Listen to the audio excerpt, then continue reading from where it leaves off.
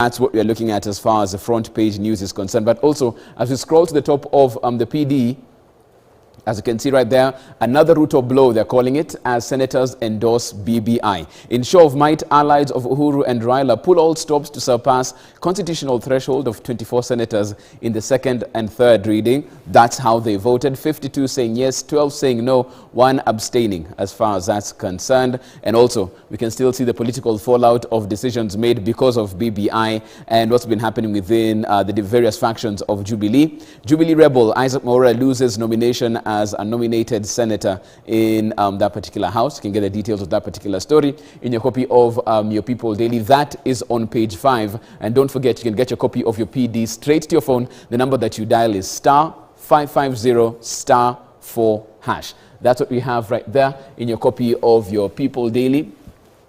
On to the Standard now. Kenya's top 10 schools revealed. Another extensive analysis of select schools puts Kapsabet boys at the apex of the 2020 KCSE performance chart, followed by Kenya High, with Alliance High bagging the prize for highest number of A's. As you can see right there, some of the students, jubilant right there. We have the top boy and top girl at this particular point in time. That's the story we have as far as this is concerned at this point in time. What else we have as far as your Standard is concerned? Let's scroll down and see it right there.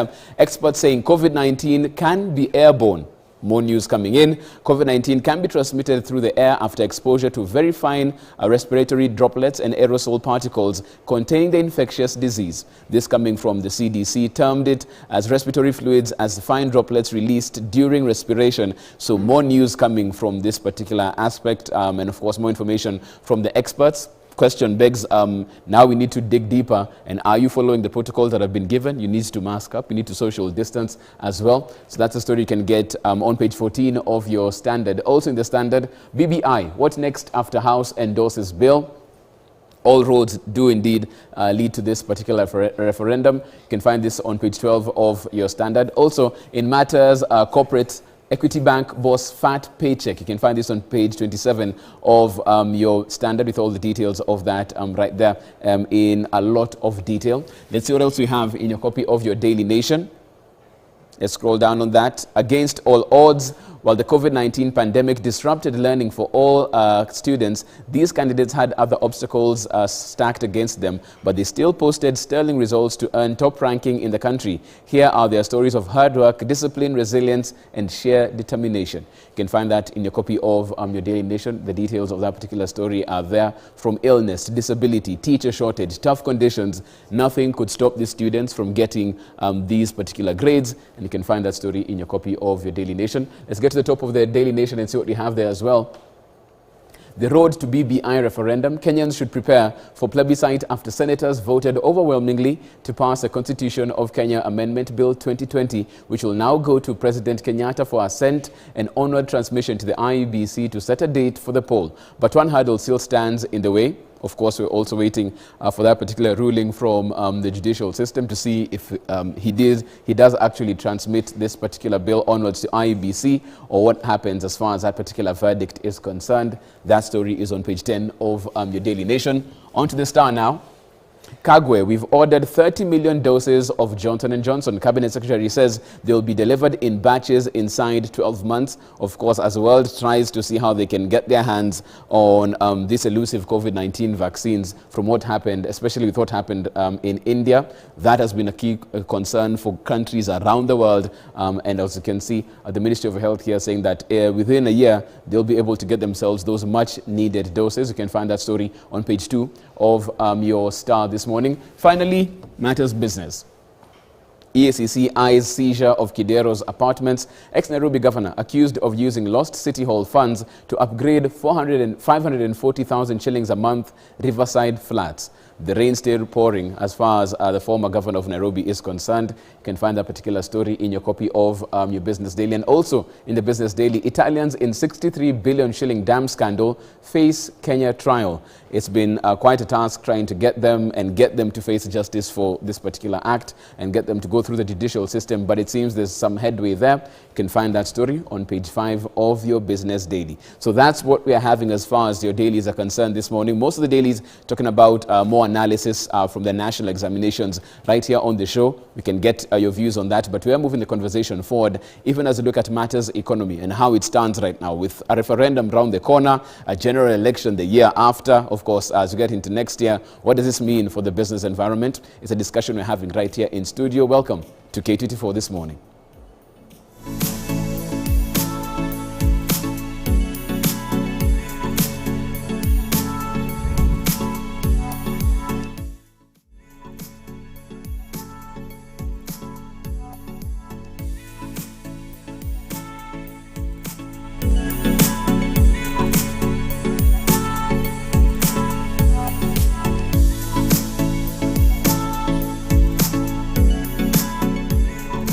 Okay, welcome back. Of course, this is the newspaper review. We're looking at the big stories across your dailies and also talking about business in a political environment, because really that's where things are going. We're going to be having a politician in the house. We'll have a business person as well. And we also have a person I like to call our resident pessimist stroke economist, because anytime he comes with figures, you leave here wondering where we go next. Reginald Kadzutu, good morning.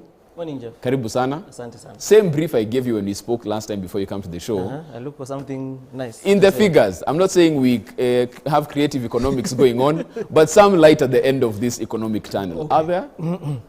I think the only good news that I have, I was early today. I was not rained on. Okay. That's as far as it goes. Yeah. Okay, I want us to jump into it, even before we get into matters, economy and politics. National examinations are done. From where you stand, what was your assessment of that particular examination? Did you have a candidate probably who was sitting for the exams? What do you think how the government handled this particular process under, quite unprecedented circumstances? Yeah. I don't have a candidate, but I think the students fared fairly well compared to previous years, which might be a lot that we need. Maybe we may actually need a hybrid of learning from home, learning from, because the results have been better than the last 2-3 years, and I think we'll give the Ministry of Education enough congratulations for being able to make sure that these kids don't lose too much time. And their life continues on schedule. But I think at some point we thought, well, maybe probably they will write in November 2021.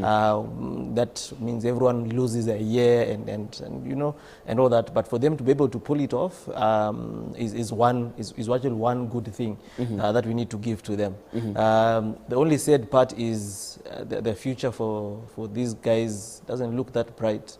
If you look at the numbers, if you look at the number of people that move from primary to secondary to ending up at university, then we end up getting jobs. You work so hard, but there is no much light at the end of the tunnel. Right. Yeah. We're talking about that in just a bit, even as we get into it, because as you can see yesterday also politically, all eyes, of course, are on the Senate to see what happens there. Pretty much no surprise in how they voted on this. Now it moves probably one more step before it gets to the people.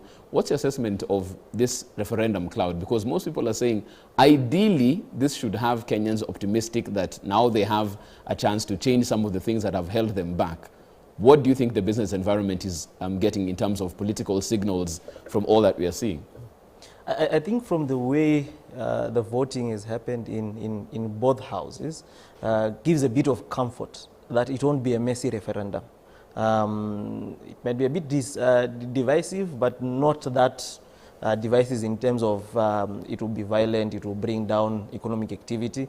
It went out smoothly. I think actually if it was not in the newspapers, no one would actually know that Parliament said and they voted, and like for Senate, 52 people out of 65 voted yes. I know things might be different when we go to people voting, but if that trend carries on, for business, it's more when there's a lot of uncertainty, when there are high tensions, that's when people kind of pull back on investments, pull back on. So I think the referendum might actually be a good thing in disguise for the business community, in the sense that it might give us a forerun of what to expect in 2022. If it generally goes out peacefully without too many tensions and disruptions to economic activity, and one side overwhelmingly wins, it also gives a hint of most probably the results will be similar come 2022, which will be good for business, because the problem with elections is the violence that goes on around, the tensions that are there, the lost time, because people now hold back investments, there are fights after, people lose close to 6 months to a year. Right. So if it actually goes peacefully, it will actually be good for business, because then that fear for 2022, the risks that people were placing on 2022 will generally reduce. Better off if the president or the government's side actually wins, because then also the elements of policy uncertainty that normally come when an incumbent is leaving office also reduce, because they're thinking, okay, so if it's his side is going to win 2022, there might be some consistency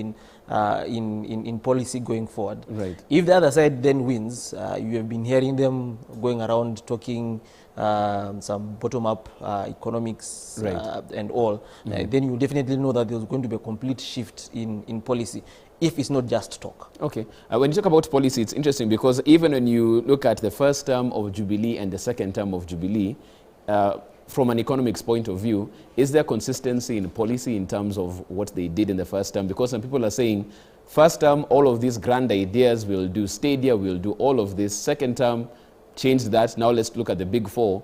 And even there are still probably some issues on how to actually implement. Is there consistency in how the policy has followed through between the two terms? To a lesser extent. Their policy was consistent in terms of that they continue to pursue infrastructure projects, high capital intensive infrastructure projects. So they've been consistent in that, and it's been seen in the borrowing rate, the increase in borrowing in the economy, because they've been following a high capital intensive infrastructure program. In terms of being focused to in the same area, in terms of he started with rail, a railway in the first in his first term. There were issues of laptops, so technology and all, universal health. But when you come to the second term, yeah, it's still a bit on transport, because now the biggest project is the expressway. But what lacks now is, and yes, you build the expressway and then what? Or you build the railway and then what? So what we have loved to see in terms of consistency is that, yes, we have a railway. My first term, it reached here. There are these things that we need to make sure that this railway actually works, the cost is cheaper, and we're investing in the enablers of making sure that this, because if the rail was an enabler, what was it enabling? Why is it not enabling? So it's like they did something, people said, yay, you know, they said, okay, let's look for another yay kind of project. Right. But how do we connect all of them to actually be able to bring economic growth? Okay. So I think that's where there's a lot of disconnect and inconsistency. I think their first term also most of the time was consolidating support, getting out of ICC cases, trying to swallow up all the other small parties. As you know, that's how Jubilee ended up being produced. Then they left themselves only 3 years to work.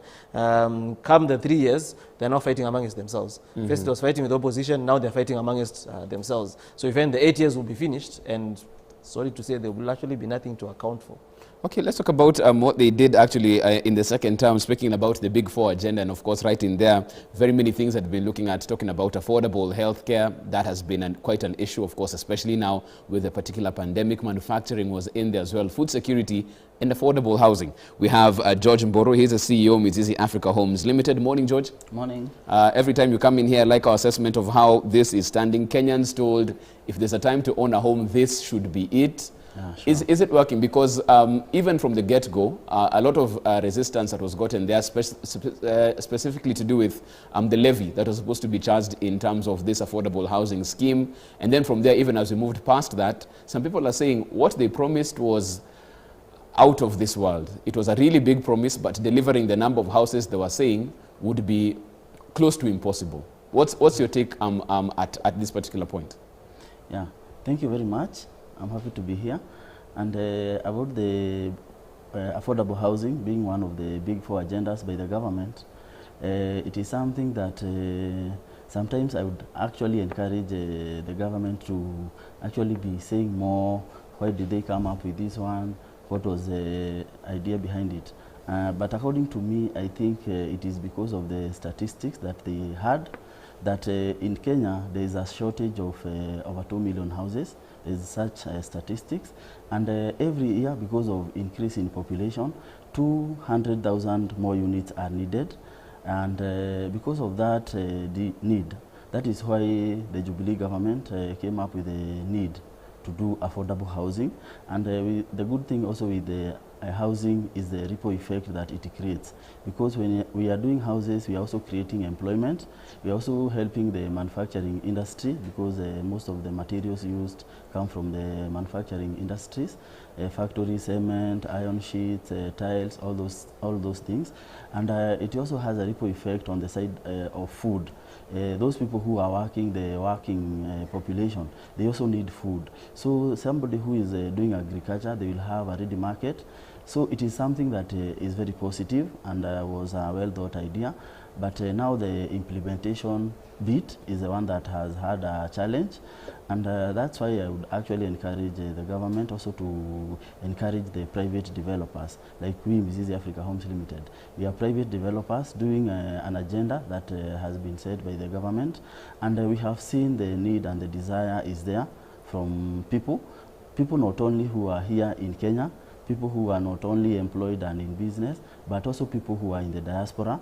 And we have also had interest from people who would like to invest, people who are actually foreigners. Okay, George, but you know, even as you talk about that, we've seen, and this is just from a layman's point of view, yeah, a lot of construction, even when it comes to houses, we have Chinese on the ground who are dealing with this. Yeah. Is it a level playing field? What's happening? Because you'd assume with this being front and center for the government, we'd see more Georges on the ground, we'd see if Red is a contractor doing this. What's the disconnect there? How's that working? Yeah, what you'll notice with anything, if there is a need, if there is a certain demand or a need, there must be supply. So you find, like, let's say of contraband goods. It is because there is a need, but there are no genuine products. That's why, and also affordability. You find there is a certain need, and because people do not have much money, they need something that is affordable, and there is nobody who is fulfilling that demand. That's why you find at times you have like the Chinese, as you have said, they are coming and doing some work which may not be so quality, because we know China, you can get anything. You can get anything with whichever amount. If you want the one that is the cheapest, you can get. If you want the most expensive and has high quality, you will get. So that the Chinese, we can also learn from them. They are coming to fulfill a need that is there. Okay. So we can't wash away the need for housing. Okay. Reg, when it comes to you, because from that same particular question, we have these 4 items that should have the government's attention, but it seems like even within these pillars, there's a lot of struggling going on there. We're trying to get food security done. We hear scandals in Galana Kulalu. We are still not getting the pilot project right to roll it out. You go to housing, we're still seeing foreign players having a bigger role. Where does it go wrong? We have these good intentions, but what happens in the follow-through? I think sometimes it's an issue of statistics and data. If you take the one for housing, for example, if Kenya is 47 million people, of that 47 million, 70% live in rural areas. Only 14 million people live in urban areas. Of that 14 million, 4 million are in 4-point-something million are in Nairobi, 1-point-something million are in Mombasa, Nakuru 500,000, Kisumu 400,000, you know. So the urban population is only around 14 million. If you then go look at the statistics, if you look at the 70% in rural areas and 30% in urban areas, 68% to 70% own houses. Only 38% are renting. So who are we building houses for? If 70% people have houses and 38% are renting. This is the latest census from Kenya National Bureau of Statistics. So this is data the government has. And of the 70% that own the houses, 93% built the houses. Only 2% inherited, and another 2% were purchased. The other 93.9% actually built their own houses. So Kenyans can build houses. They can build their own houses. So we come now with the Big Four agenda, and you want to build houses in Nairobi. Yeah? Then you say Nairobi only has 4 million people. That 4 million people, there are a number who are in school, there are one that are old, and majority are between 20 and 35. The majority between 20 and 35 are what we call the youth. Urban youth poverty is around 50 to 60%. Who's going to be able to afford to build, to buy such a house? Yeah. So I think the problem is that we get data, we get statistics, we put it in a shelf and say we need to build 500,000 houses, 1 million houses. I'm thinking, but for who? There are only 4 million people in Nairobi. And everyone wants to build the house in Nairobi. I'm thinking, but there are only 4 million people. The rest of the people, 70%, are in rural areas.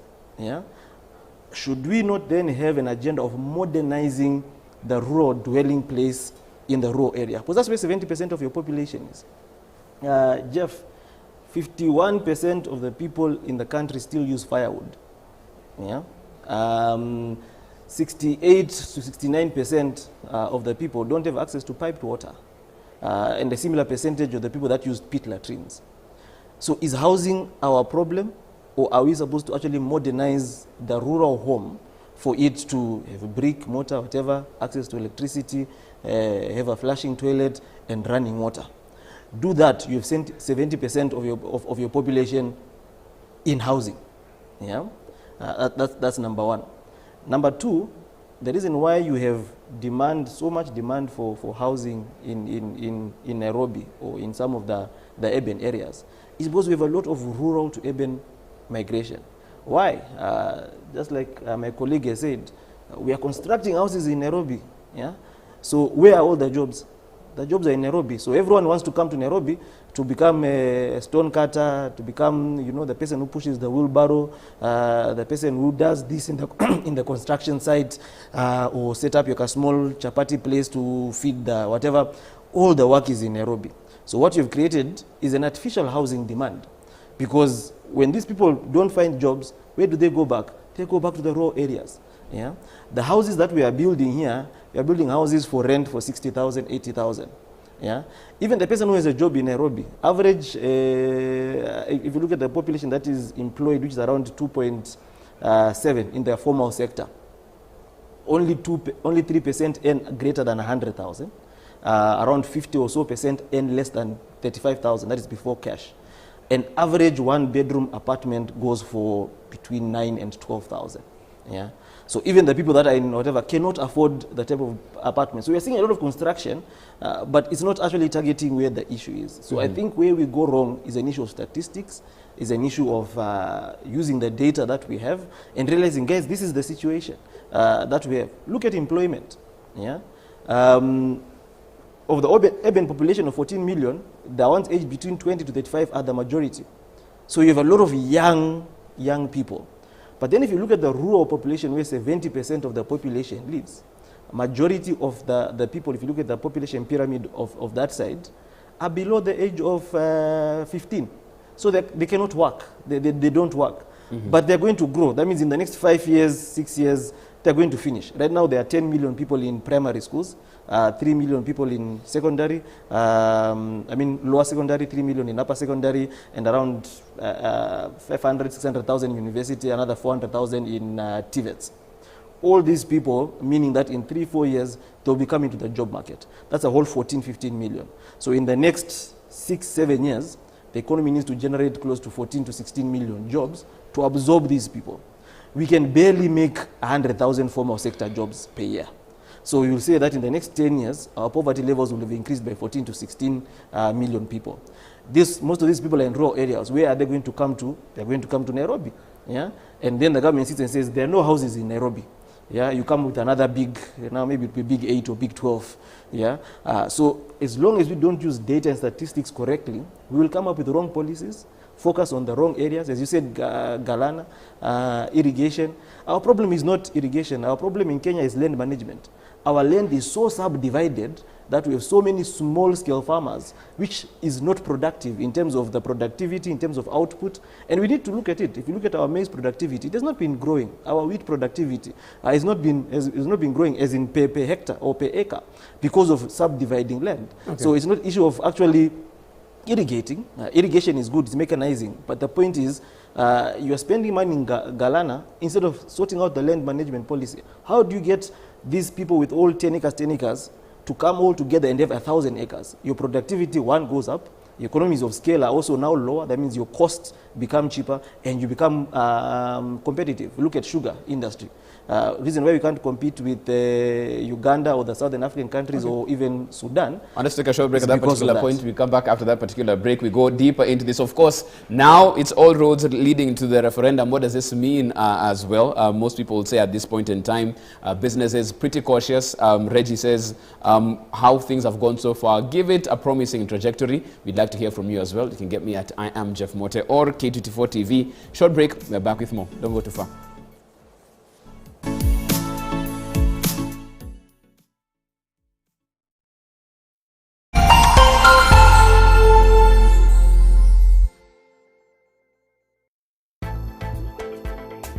Now, K24 This Morning with the newspaper review. Join Jeff Mote with a team of political experts and analysts.